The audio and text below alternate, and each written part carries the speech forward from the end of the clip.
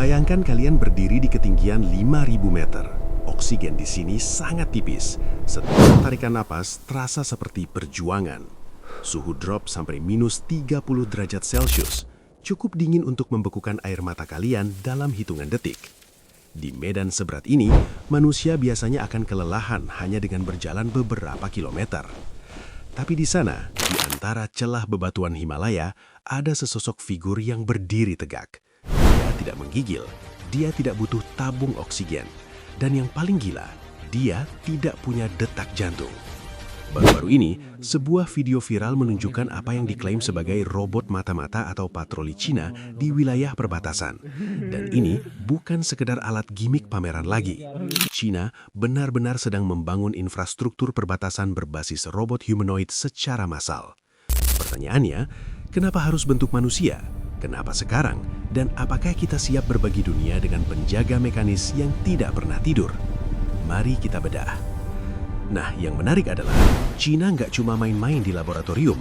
Mereka baru saja menandatangani kontrak senilai $37 juta untuk mengerahkan robot humanoid seri Walker S2 ke gerbang perbatasan Fangchenggang. Ini adalah langkah besar menuju komersialisasi dan militerisasi AI yang bertubuh atau embodied AI. Coba kalian bayangkan, perusahaan seperti UBTech Robotics, Unitree Hawan, dan Fourier Intelligence sekarang jadi ujung tombak keamanan nasional mereka. Ada model Unitree H1 yang bisa lari secepat 3,3 meter per detik, rekor dunia untuk robot seukurannya. Dan ada Fourier GR1 yang didesain untuk navigasi medan sulit. Kita sedang melihat transisi dari kamera di atas tiang menjadi agen aktif yang bisa berjalan, memanjat, dan merespon lingkungan secara real-time. Mungkin kalian berpikir, kenapa nggak pakai tank kecil atau robot beroda saja? Jawabannya sederhana, dunia ini didesain untuk manusia. Tangga, pintu, pos pemeriksaan, dan jalan setapak di pegunungan terjal itu sangat sulit dilewati Oda. Robot humanoid dengan 2 kaki punya footprint yang kecil. Mereka cuma butuh 1 atau 2 jengkal tanah stabil untuk berpijak, membuat mereka bisa naik tangga atau melewati puing-puing yang bakal bikin robot beroda nyangkut. Robot seperti Phantom MK1 bahkan dikembangkan khusus untuk bergerak di lingkungan berbahaya seperti zona sengketa atau area terkontaminasi. Ditambah lagi, robot-robot terbaru ini seperti Walker S2 punya fitur autonomous battery swapping. Artinya, kalau baterainya habis, dia bisa ganti baterai sendiri cuma dalam waktu 3 menit.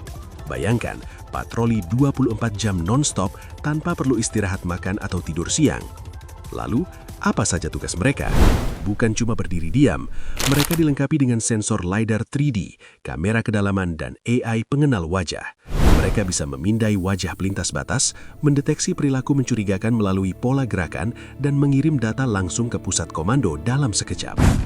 Di sisi logistik, mereka membantu tugas-tugas yang kotor dan membosankan, membawa perlengkapan berat tentara, mengecek nomor identifikasi kontainer, hingga memandu antrian di pos pemeriksaan. Intinya, robot ini mengambil alih beban fisik supaya personil manusia bisa fokus pada pengambilan keputusan strategis yang lebih rumit. Nah, bagian ini yang agak creepy. Ada alasan psikologis kenapa bentuknya harus mirip manusia. Dalam dunia militer ini disebut faktor intimidasi.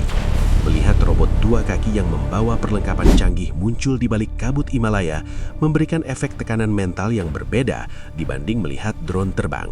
Manusia punya kecenderungan untuk memberikan sihat manusia pada benda mati atau disebut antropomorfisme.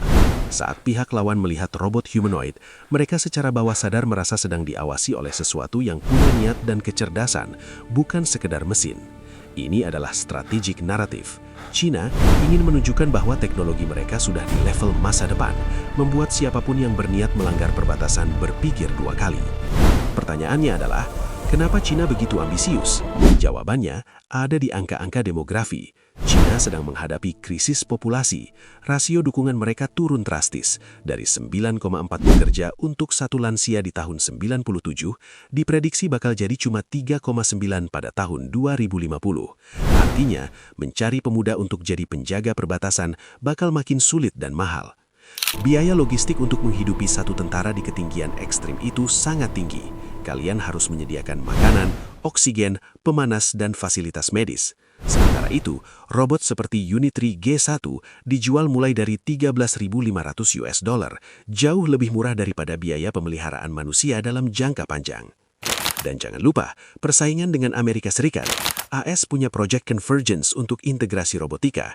China nggak mau ketinggalan. Mereka ingin mencapai kedaulatan algoritma dengan menggunakan chip dan AI buatan sendiri seperti DeepSeek untuk mengontrol pasukan robot mereka. Jadi, apakah robot-robot ini akan menggantikan tentara sepenuhnya? Mungkin belum dalam jangka dekat. Masih ada risiko seperti kerentanan cyber. Bayangkan kalau satu armada robot kena hack dan balik menyerang pemiliknya karena celah keamanan di sistem Bluetooth-nya. Selain itu, medan ekstrim Himalaya masih sering membuat robot bipedal terjatuh.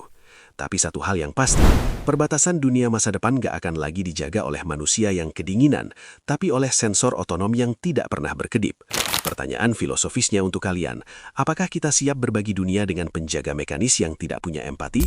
Tulis pendapat kalian di kolom komentar. Apakah ini kemajuan yang keren atau justru awal dari masa depan yang distopia? Jangan lupa klik subscribe dan nyalakan loncengnya supaya nggak ketinggalan bedah teknologi militer lainnya. Saya Alsa, sampai jumpa di video berikutnya.